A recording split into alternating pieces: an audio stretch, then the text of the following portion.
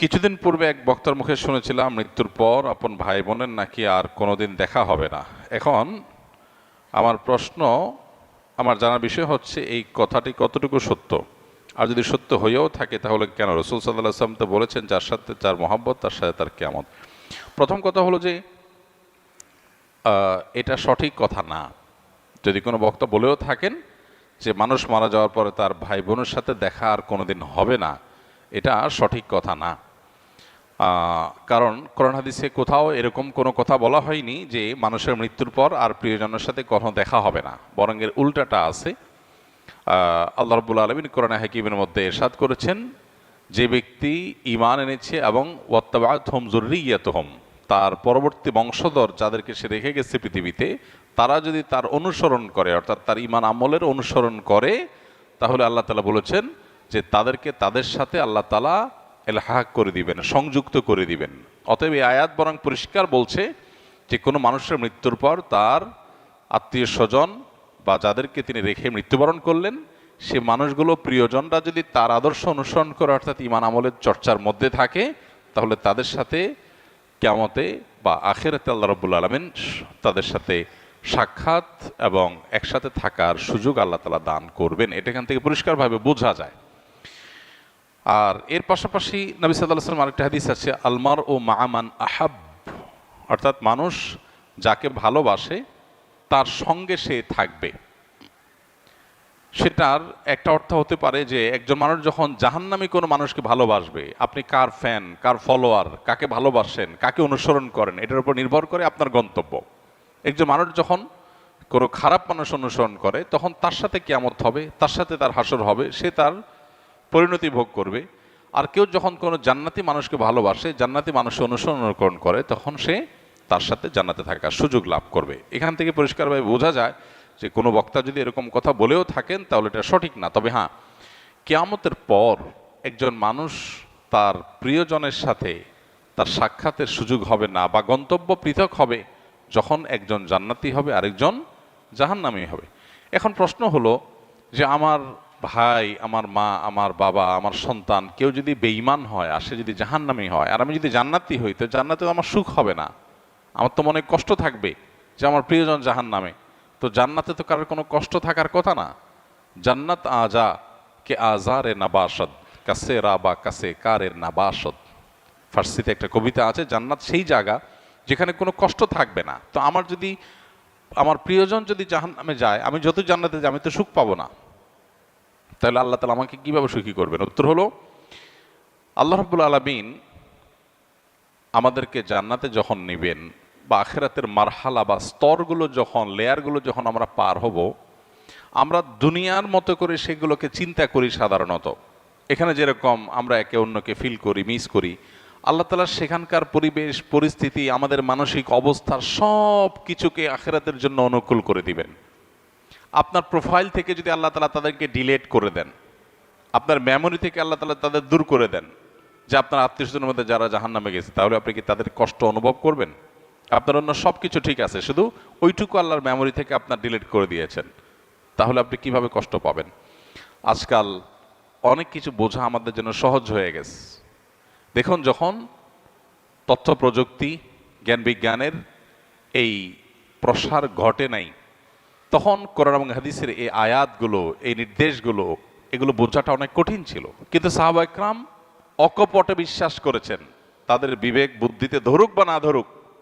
আজকে আমরা দেখতে পাচ্ছি দারুণ লজিক সেখানে আছে, যথেষ্ট যৌক্তিক গ্রাউন্ড আছে। আজকে 2025-এর পৃথিবীতে আল্লাহর দ্বীনের অনেক বিষয়, কোরআন এবং হাদিসের অনেক বিষয়, আখিরাতের অনেক বিষয় হয়তো আমরা বুঝে আসছে না।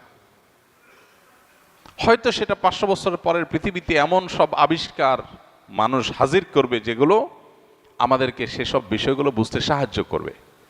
তো যে ব্যক্তি নিজের বিবেক বুদ্ধি এবং সমকালীন লজিকের ভিত্তিতে দ্বীনকে বুঝতে চায়, সে গোমরাহ হবে, এটা তার গোমরাহির আলামত। দ্বীনকে বোঝার জন্য কোনো লজিকের আশ্রয় নেওয়া, এটা কোনো বুদ্ধিমত্তার পরিচয় নয়। আমি আল্লাহর কাছে নিজেকে সারেন্ডার করব, কারণ আল্লাহ আমার সৃষ্টিকর্তা।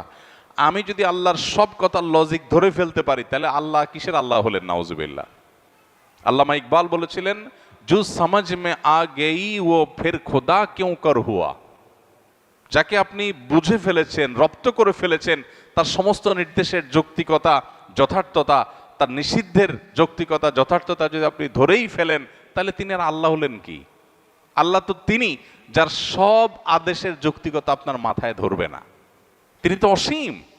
আপনি যদি তার সব কিছুকে রপ্ত করে ফেলতে পারেন, তাহলে তিনি সীমিত হয়ে গেলেন, আপনার বুঝে আসছে না। এরকম অনেক বিষয় থাকবে, সেটা স্বাভাবিক।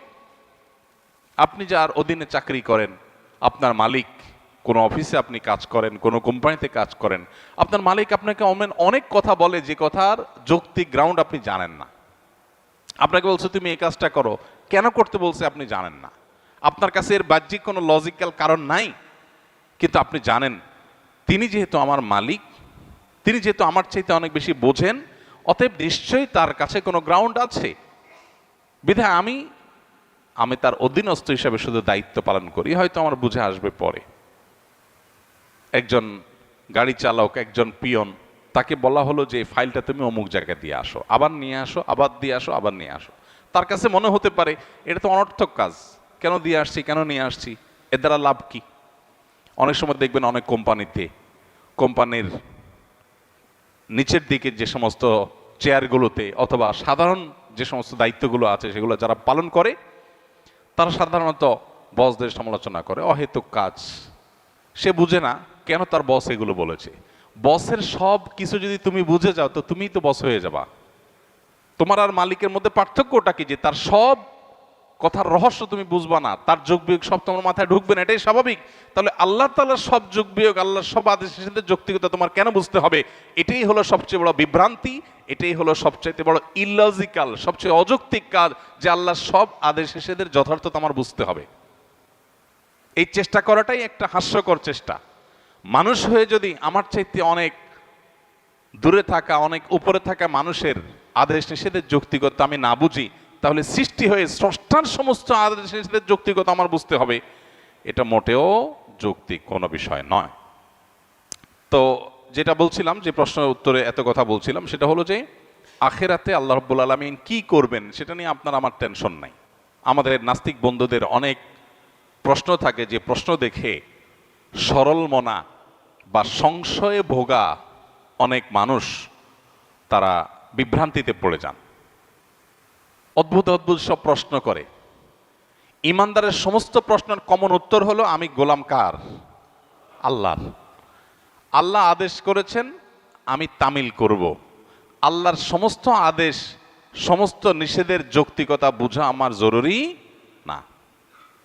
আমি যদি তার সব কিছু বুঝেই যাই, তাহলে তিনি আর আল্লাহ হলেন কি? তিনি তো আমার মতো মানুষই হয়ে গেলেন। আল্লাহ তো সে অসীম সত্তা, যার আদেশ নিষেধকে আমার সীমিত বিবেক দিয়ে সবকিছু বুঝবো না, এটাই তো স্বাভাবিক।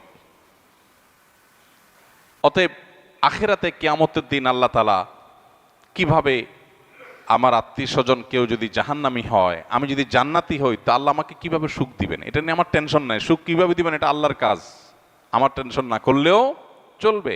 অদ্ভুত অদ্ভুত প্রশ্ন অনেকে করে। প্রশ্ন করে, ভাই একজন মানুষ কিয়ামতের মহাপ্রলয়ের 500 বছর আগে মারা গেছে, 500 বছর ধরে সে জাহান্নামী হওয়ার কারণে কবরের আযাব সত্য। আহলে সুন্নাত ওয়াল জামাতের আকীদা হলো আযাবুল কবরি ওয়া নাঈমুহু হাক্কুন।